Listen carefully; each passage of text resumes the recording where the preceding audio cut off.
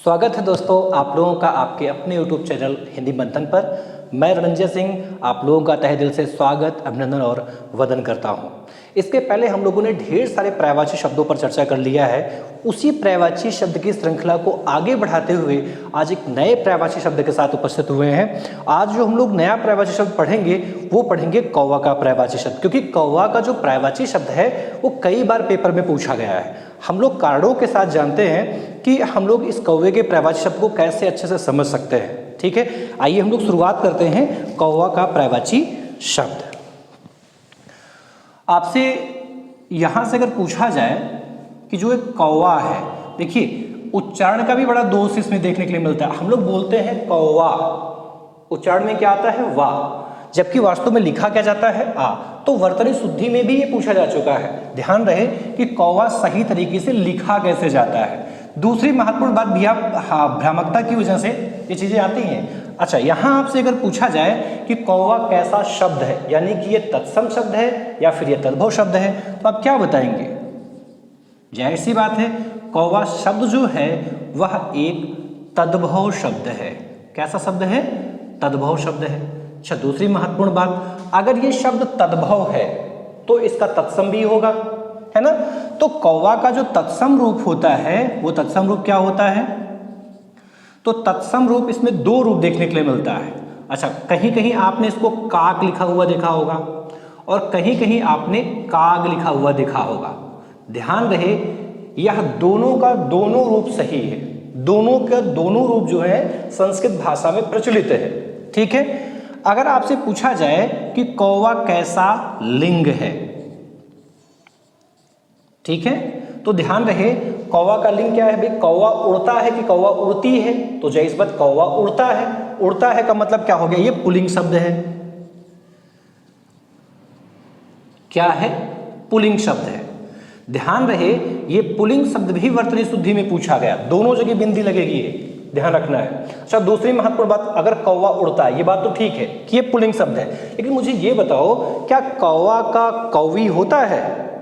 हाँ या ना? नहीं होता है। कौवा का कौवी नहीं होता है। कौवा का कौवी नहीं होता है, इसका मतलब ये हुआ कि कौवा एक ऐसा शब्द है जो नित्य पुल्लिंग शब्द की श्रेणी में आएगा। नित्य पुल्लिंग मतलब क्या होता है? ध्यान समझना, नित्य पुल्लिंग क्या है? देखो, नित्य पुल्लिंग का मतलब ये होता है कि जिसका स्त्रीलिंग रूप बनाने के लिए आपको नर या मादा, यानी भाई स्त्रीलिंग बनाएंगे तो आपको उसमें मादा शब्द का प्रयोग करना पड़ेगा। क्योंकि कौवा का कौवी नहीं होता है, कौवा यानी मादा कौवा को आपको सूचित करना पड़ेगा, तो कौवा के साथ में आपको क्या जोड़ना पड़ेगा?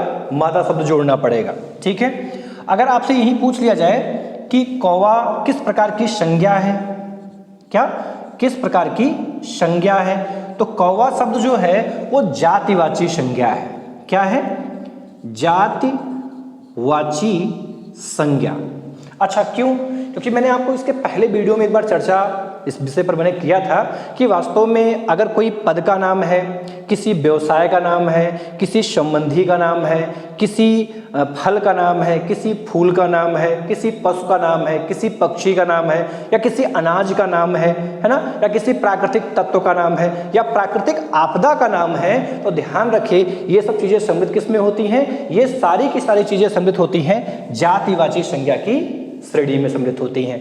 ठीक है, देखो आपने एक बात देखो सुना होगा कि कौवा अगर किसी के शरीर पर बैठ जाता है, कौवा किसी के सर पे बैठ जाए, तो देखो कौवा बहुत ज्यादा नीच और अपवित्र पक्षी माना जाता है।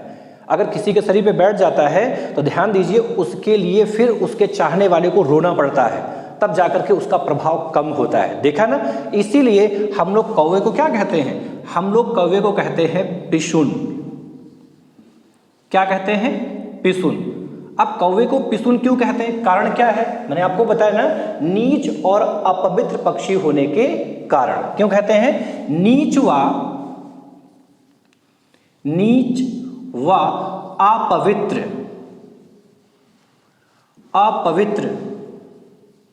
होने के कारण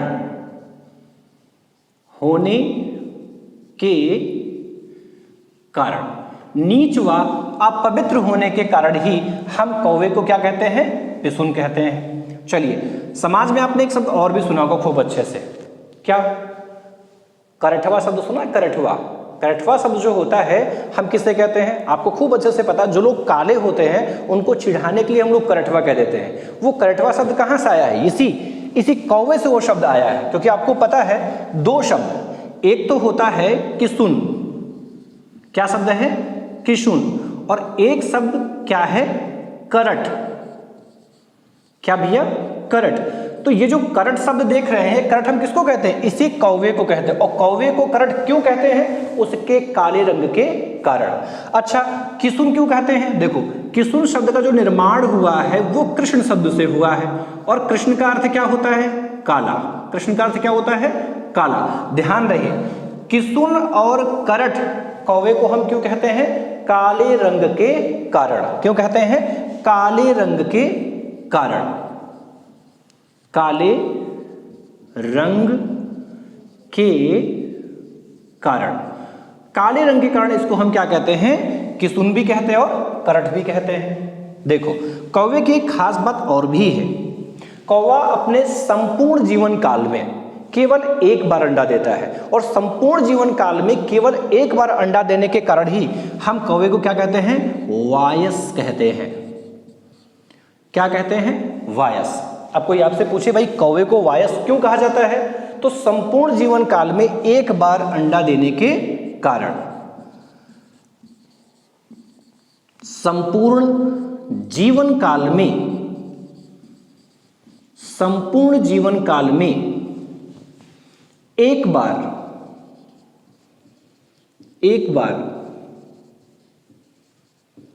अंडा देने के कारण कहते हैं। इसी को हम लोग, कौवे को ही हम लोग और क्या कहते हैं, तो इसको हम लोग कहते हैं एकाक्ष। क्या कहते हैं, एकाक्ष। एकाक्ष का अर्थ ही होता है एक आंख वाला, एक आंख वाला। आपने रामायण का एक दृष्टांत आपको खूब अच्छे से याद होगा।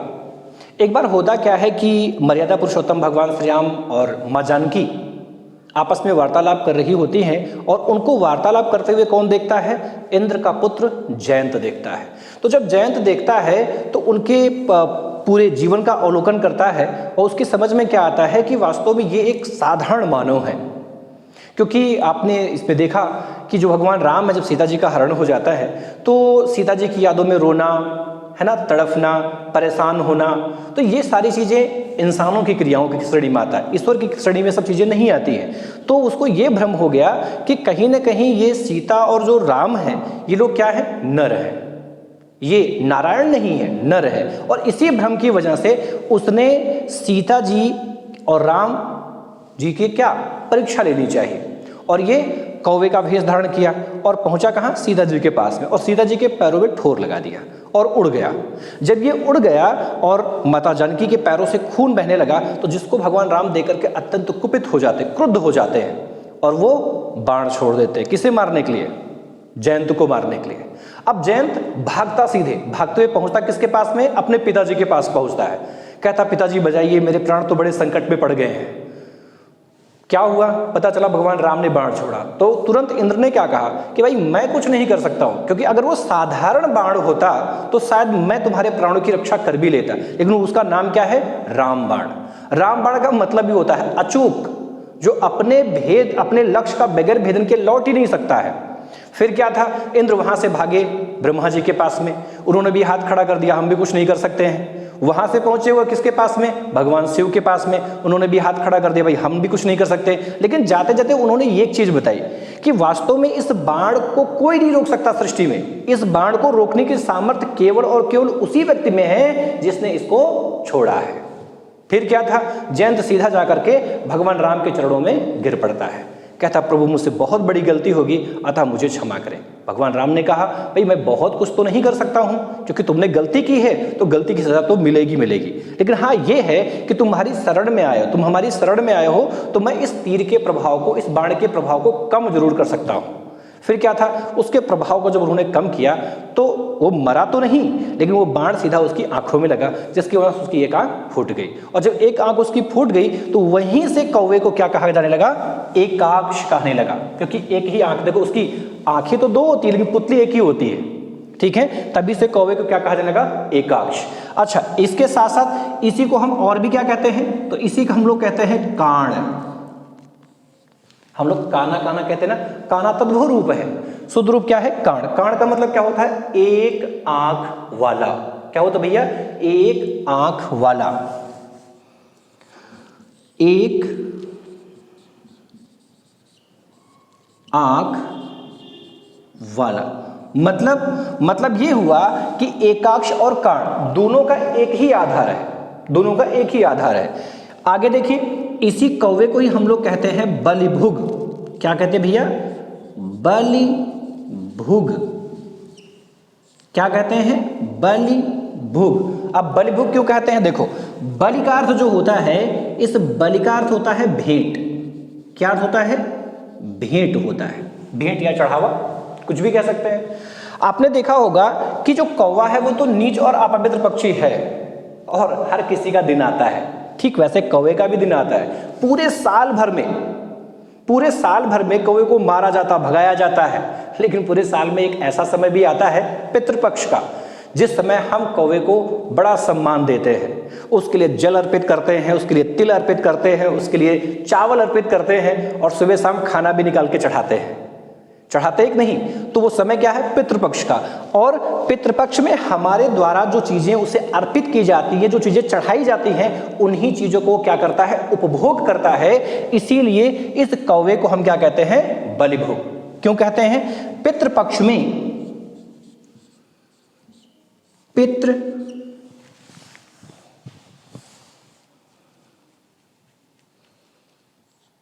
पितृपक्ष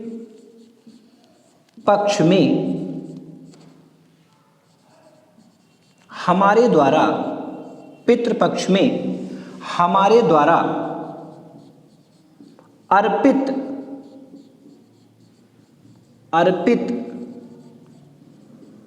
भोग का उपभोग करने के कारण,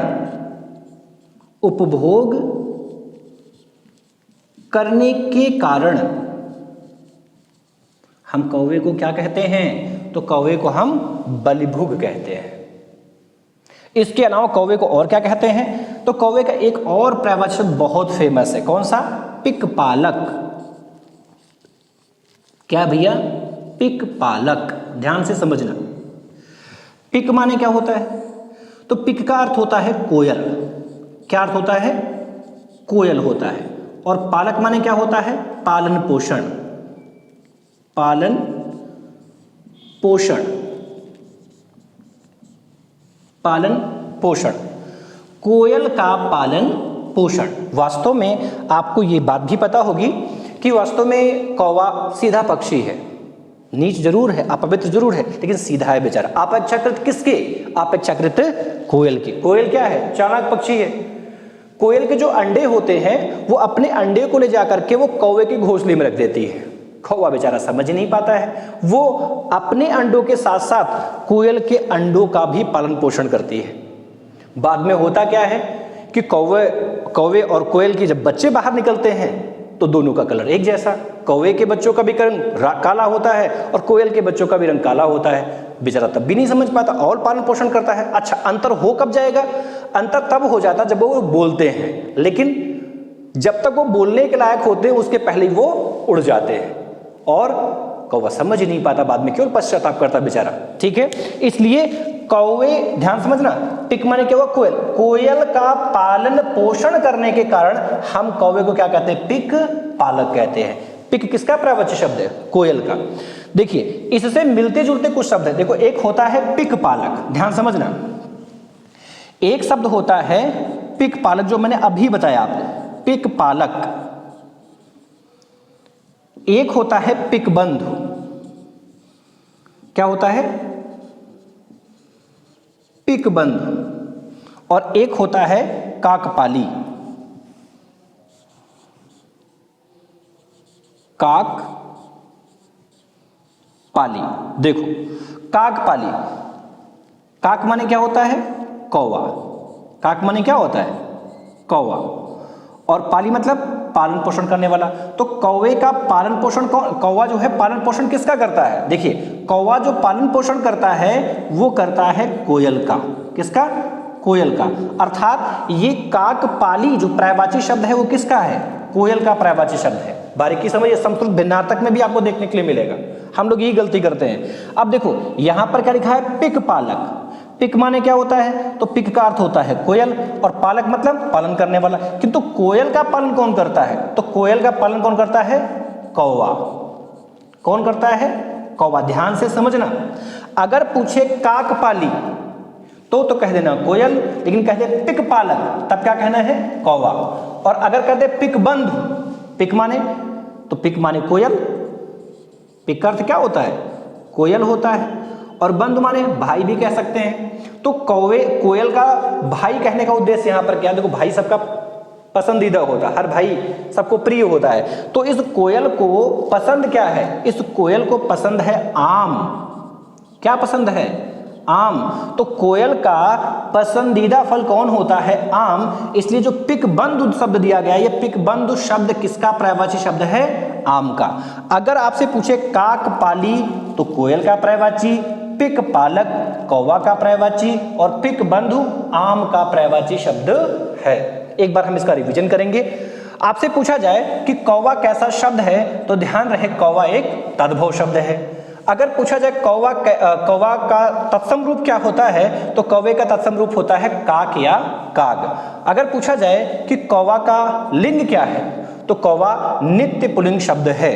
पूछे कौवा किस प्रकार की संज्ञा है तो कौवा एक जातिवाची संज्ञा है। कैसी संज्ञा है? जातिवाची संज्ञा है। ध्यान से समझना कि कौवा नीच और अपवित्र पक्षी होने के कारण हम कौवे को क्या कहते हैं? पिशुन कहते हैं। क्या कहते हैं?